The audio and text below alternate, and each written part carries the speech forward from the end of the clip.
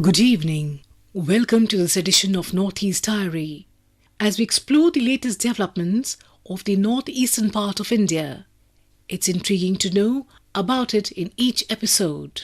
Let me tell you about the excitement in today's episode. What works in India is less well established, but there is a coherent argument that educating mothers on nutrition improves their feeding practices.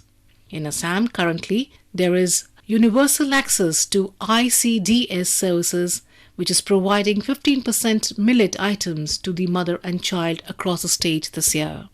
We get to know more about this in our episode along with what's happening in Meghalaya, about public health movement, and we feature a report on the National Award to Teachers. Lastly, Kohima has a surprise for you. We begin with the National Awards.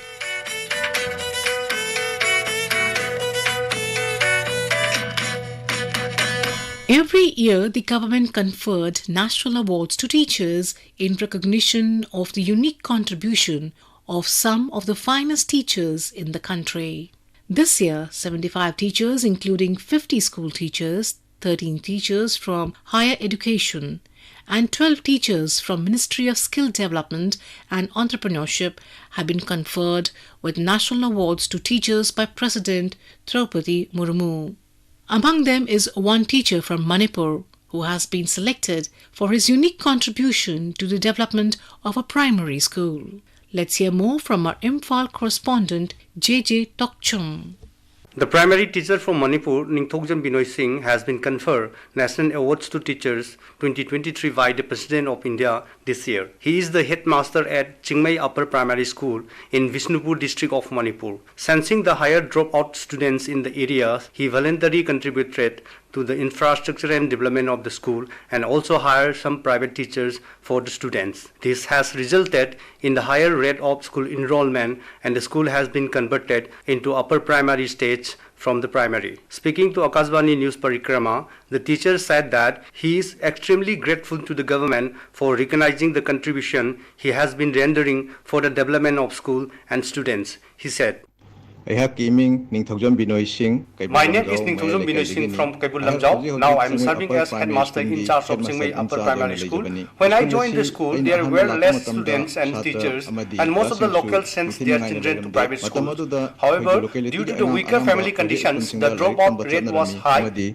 I decided to improve the school and invested money from my own personal account to improve the school and hire private teachers. Now parents started sending their children to the school, and the total number of students is 232. The school has upgraded to upper primary from primary, and construction of 10 classrooms is going on now for conversion to high school. I am extremely happy that my contribution has been recognized by the Government of India and conferring me the National Teachers Award 2023. India government 2023 sahi asigi National Award pibirakpa haraujai. The state level Teachers Day celebration was also held in Imphal on Tuesday, and 4 teachers, including one primary teacher, was conferred State Level Teachers Award 2023. 7 colleges of the states were also handed over State Level College Appreciation Certificates in the event. JJ Tokchom for Akashvani News, Imphal.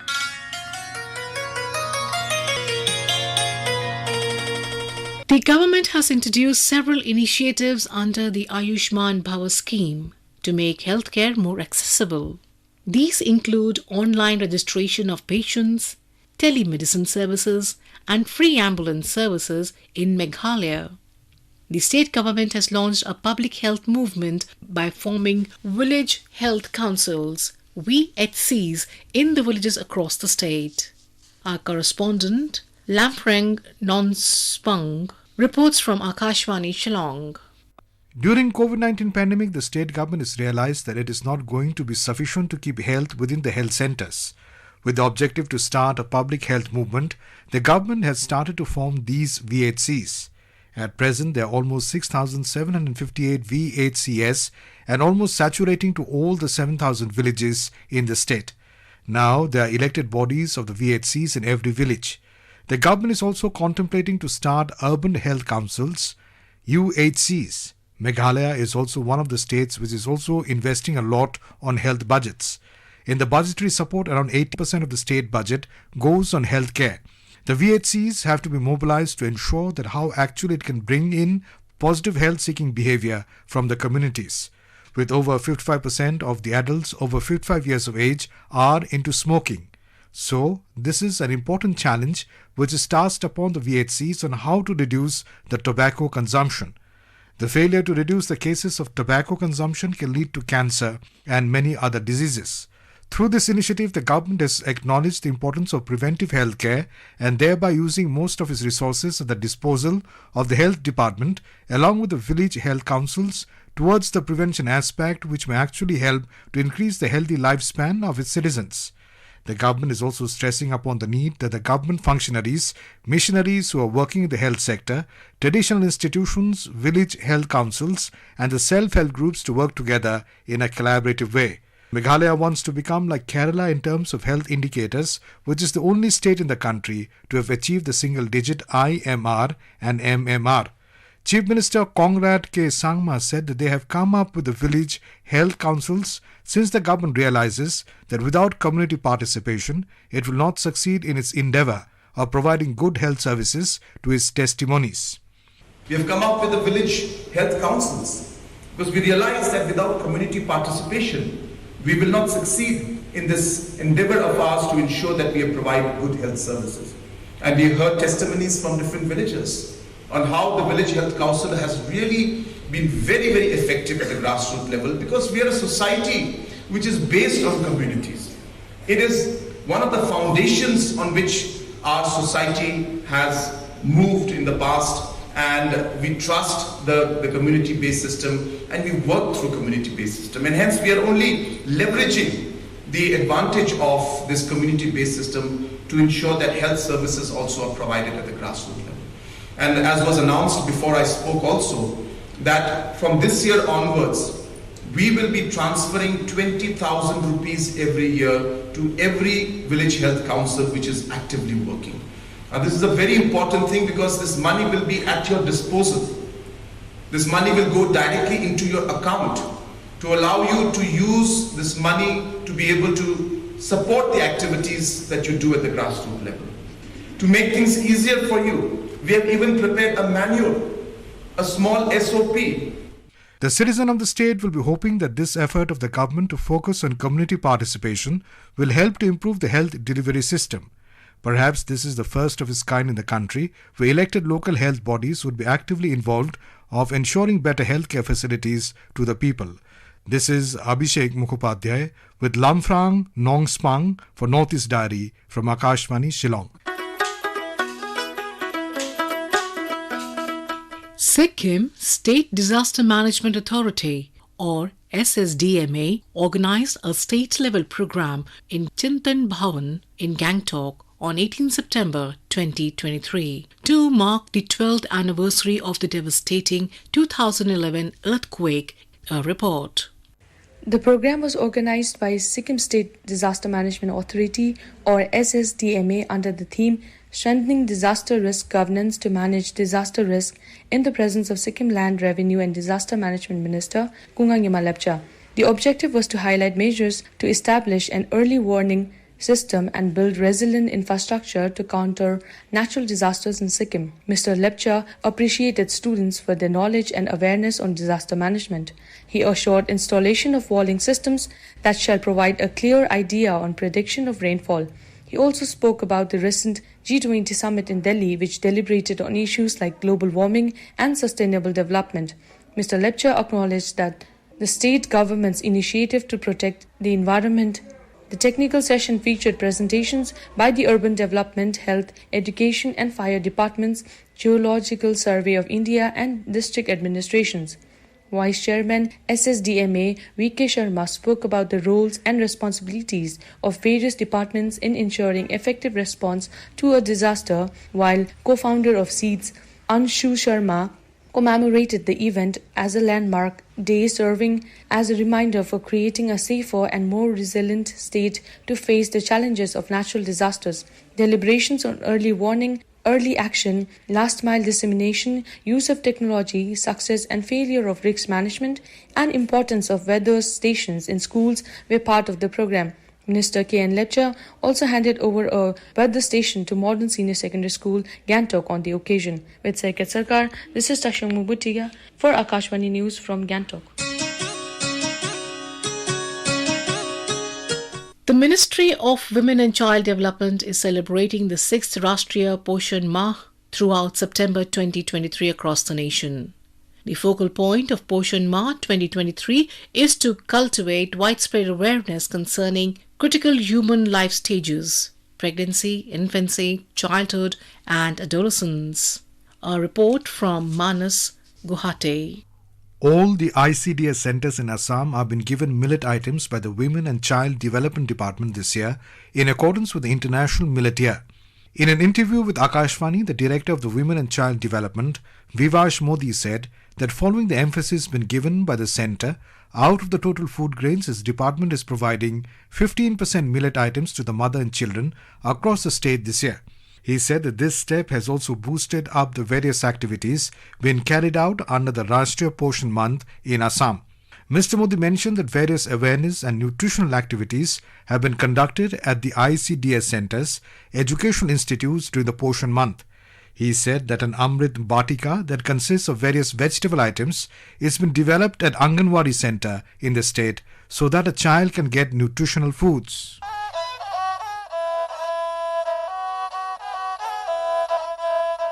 Agriculture is the main occupation of the people of Nagaland.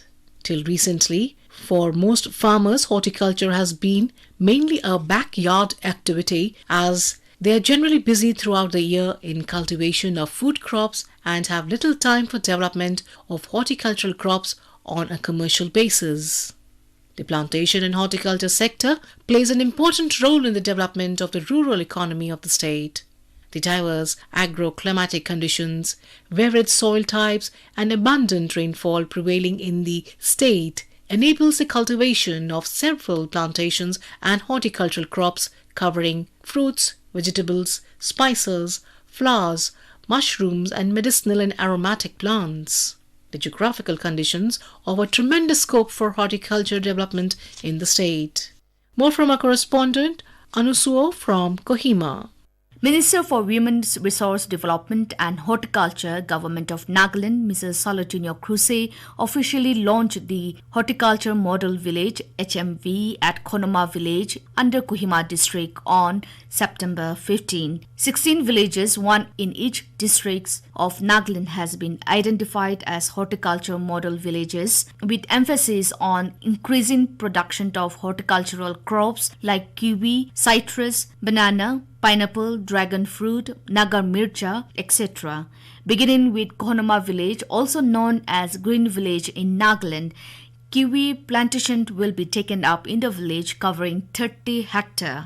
Sharing on the project, Minister for Women Resource Development and Horticulture, Mrs. Solutinho Kruse, said, with a view to achieve the state government's vision to take horticulture development activities in all corners of the state, increase productivity and enhance economic opportunities of our farmers, the Department of Horticulture has conceptualized the concept of Developing Horticulture Model Village HMV under Mission for Integrated Development of Horticulture MIDH in every district for 2023-2024. 16 villages, one in each district, has been identified with an area expansion of 465 hectares with emphasis on increasing production of horticultural crops like kiwi, citrus, banana, pineapple, dragon fruit, naga mircha, etc.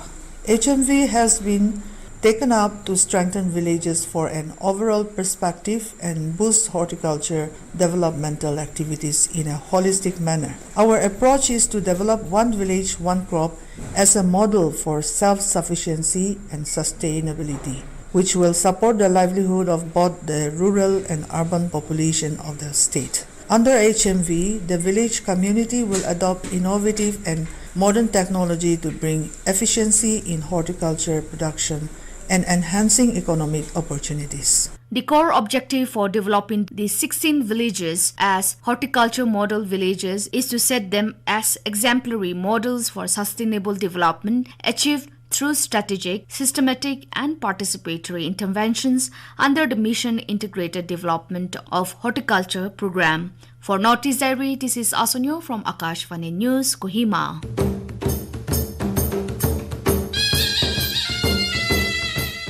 A personality of the week is Dr. Lakshmanan S.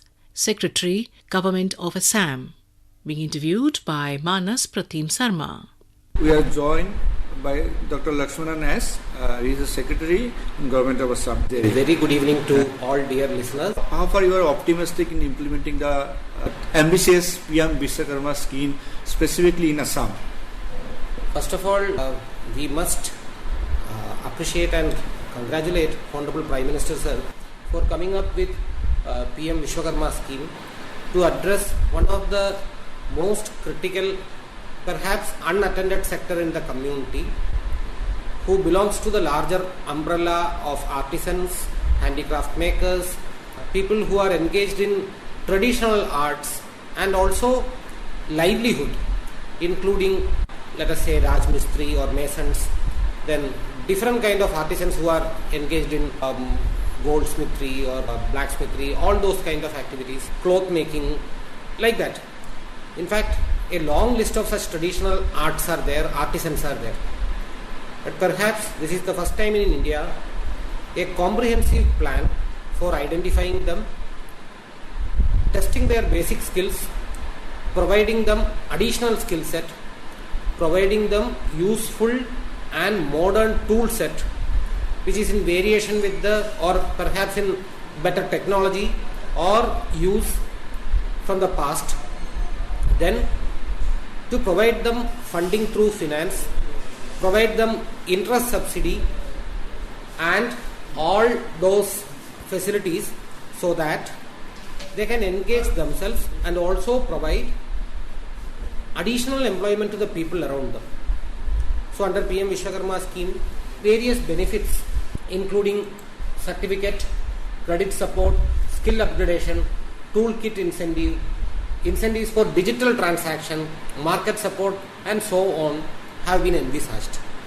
As far as Assam is concerned, we do have a rich history of various kinds of arts and artistry in Assam, starting from pottery in Dhubri to mask making in Majuli, various kind of bamboo and cane craft in Bodoland and other districts of Assam, then different kinds of masonry adopted and practiced in different parts of Assam. We can definitely and proudly say that Assam does have a large section of people who belong to various activities covered under PM Vishwakarma scheme. Naturally, we believe that this will give a good fillip to the people who belong to Assam and are engaged in these traditional crafts. And since this is a very, very straightforward project where eligibility criteria are so friendly, it simply mentions that the person has to be engaged in 18 numbers of traditional trade crafts. He should be more than 18 years of age. He should not have taken similar benefits and finally must have some kind of Guru Shishya Parambara, that it is the skill set is passed on family after family, generation after generation. So with such a friendly eligibility checklist, I am sure that the people of Assam will be able to apply in the portal. The system is very simple. After application in the portal, they will be tested for their basic skills as per recommendation of the local body, that is either Panchayati Raj institution or urban local body from where that particular artisan comes. And after the basic test, further skilling wherever required will be given.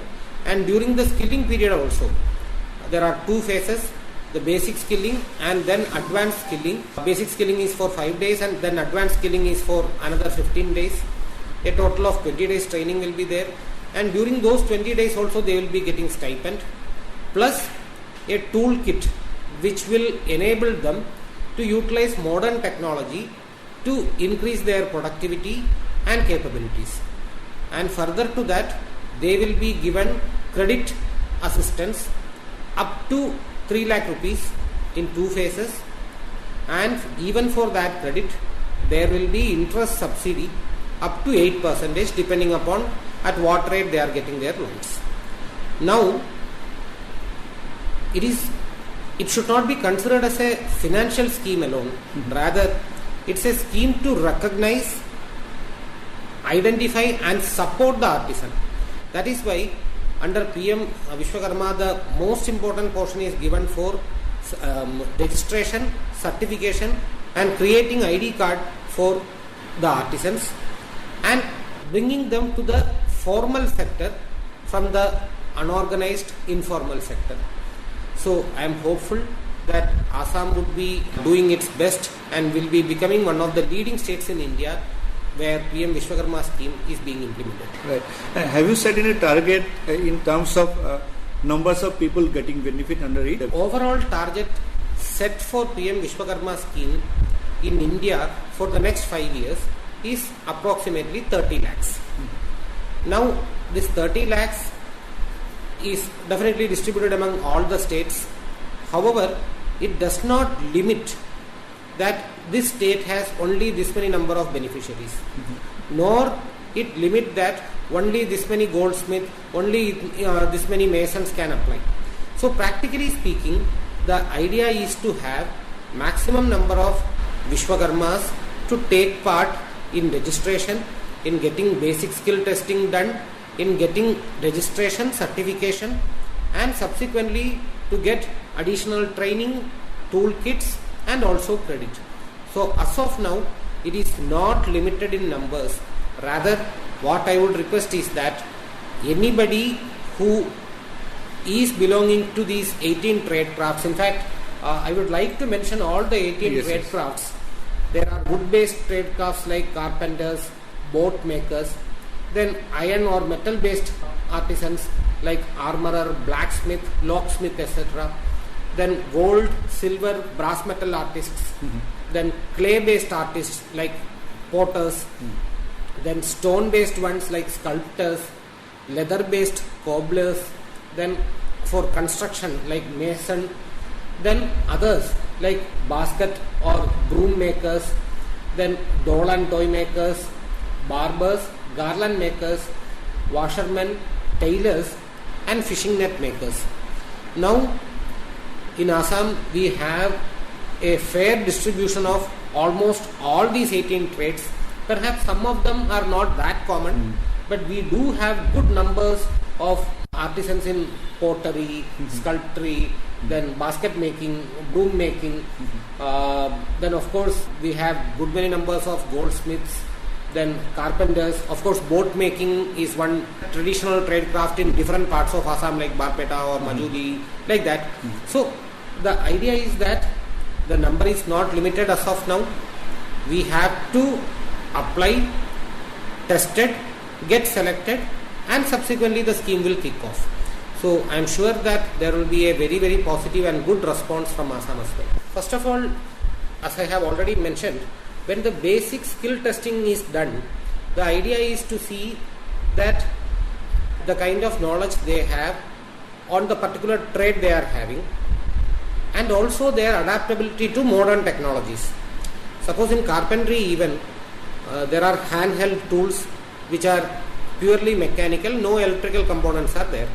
But now many numbers of electrically operable or motor based tools which helps in carpentry to create their products in a much faster way. Similarly, certain other skills like management, communication, accounting skills are also required to develop their household activity to a slightly bigger, slightly formal kind of enterprise or business. The idea in skill enhancement is not just limited to the particular skill they are having. Obviously, in certain places we will have to have master trainers from the same artisan group. Some of the people from say, let us say goldsmith or say fish net making. So the people who are already engaged in these practices, Some of them will be selected through a process and they will become the master trainers to train the others. However, the institutions or places, locations where their training can be done, like schools or colleges or ITIs or polytechnics or skill development mission centers, those are being identified and master trainers are being appointed for various courses. However, this is an evolving process. Depending upon the number of registrations coming in from different sectors and different regions, we will be able to deploy master trainers for different skills as per the requirement. You just heard an interview with Dr. Lakshmanan S., Secretary Government of Assam. The interviewer was Manas Pratim Sarma.